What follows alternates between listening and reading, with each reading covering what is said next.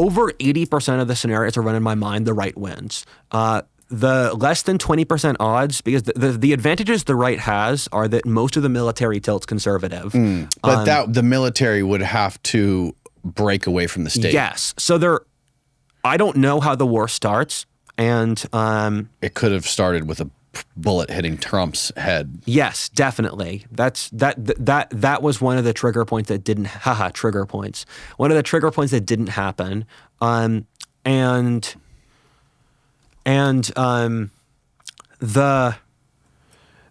So the scenario where the military sides with the left is the right is very clearly in the wrong, where the left's biggest strategy is baiting the right into hazard. The left acts so annoying that it incentivizes the right to break with the left and to kill the left. And if the right launches a revolution that's very clearly illegal, thankfully our military is loyal to the Constitution and the law.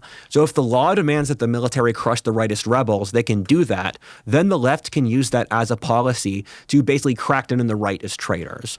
That's the one scenario where the left wins. The other scenarios, the right's advantages are most young men, I think 2 or 3 to 1 tilt conservative. The young men are the ones who fight. And that's youngest among fighting age males, like those who are in college aged. That are not in the military or in the military? Both young men as a demographic and the military tilt conservative. Right. And also... But fighting age, but doesn't mean they're trained to fight. No. So if there's a war, our military will rapidly balloon in size as we have conscription. Okay. So I'm looking at both the military as a demographic and the demographic of men who would get conscripted. Okay. And my friends in the military have told me that of the men who actually fight, the conservative tilt is even more pronounced.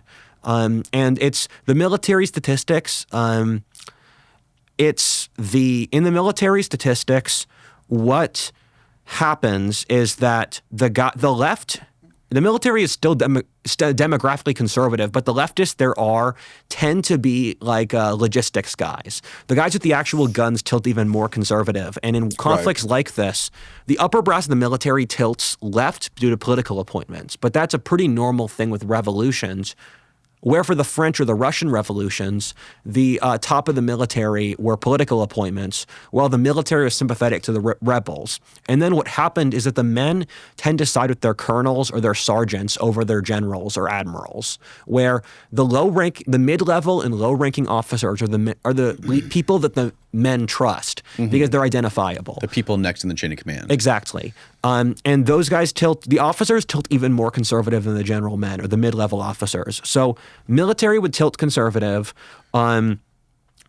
Young fighting age men tilt conservative.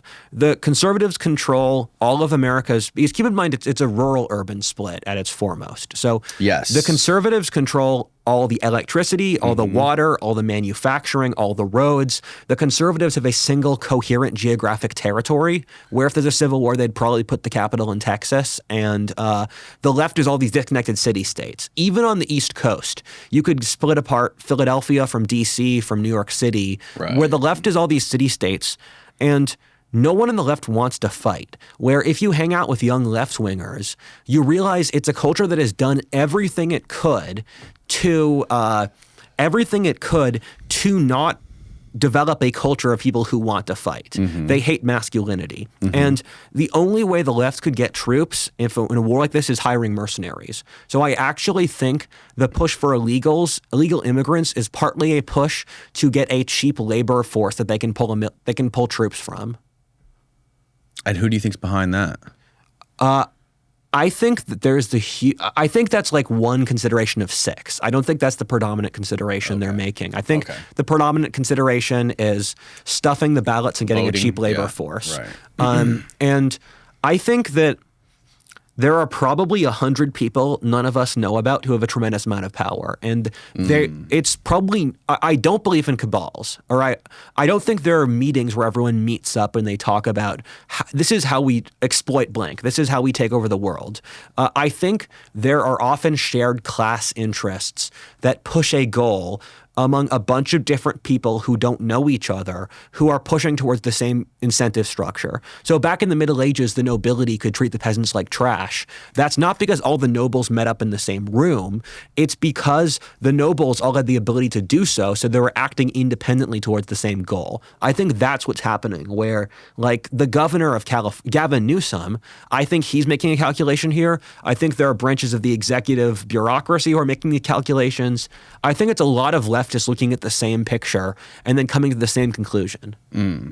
Again, I wonder how much of this stuff, how much of the policies that are happening and the ideology that people are getting brainwashed by, you know, in social media, TikTok, YouTube, whatever it is strategic.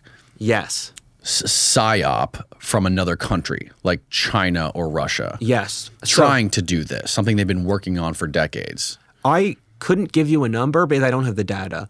I think it's more than we think. And I think it's also a PSYOP by our government, but I also think corporations do a lot more psyoping than we think. An example of this was when I was a teenager, I couldn't believe Snapchat streaks were real because I heard people say, yeah. Snapchat what? Snapchat streaks.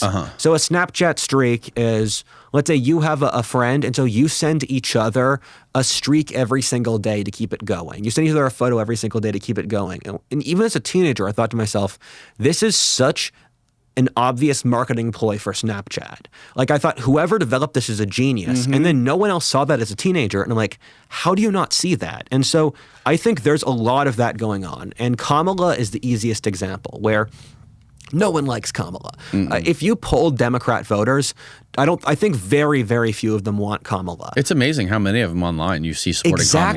It's really interesting. And then you read, here's something I noticed recently. Yeah. About a month ago, you could see a post on Instagram about Kamala or Biden or whatever, a mainstream media like Vice publishing something about Biden or Kamala or something shitty about Trump. And you could read the comments of those things. And the comments were just like, basically like, you guys are idiots. Yes. Like nobody was in the comments, for what it's worth, was agreeing with that post. They were saying like, you know, how the fuck could you say this? You guys are, you know, whatever, you know, huge corporation. Who's the guy who owns all the media companies? Rupert Murdoch. Yeah. Leaning more right than left. Now, in the last few weeks, in the last month or so, I'm reading comments on Instagram where an overwhelming amount of the comments are like pro Kamala, pro Biden. And it seems like that happened, like a flick of a switch happened. What you're seeing is what I'm seeing. That same thing scares me, where no one supported Kamala before. Now it's this giant astroturfed control, and it's this giant astroturfed narrative. And for those that don't know, astroturf is a cool word for when an organization tries to artificially create like a ground up movement, a populist movement.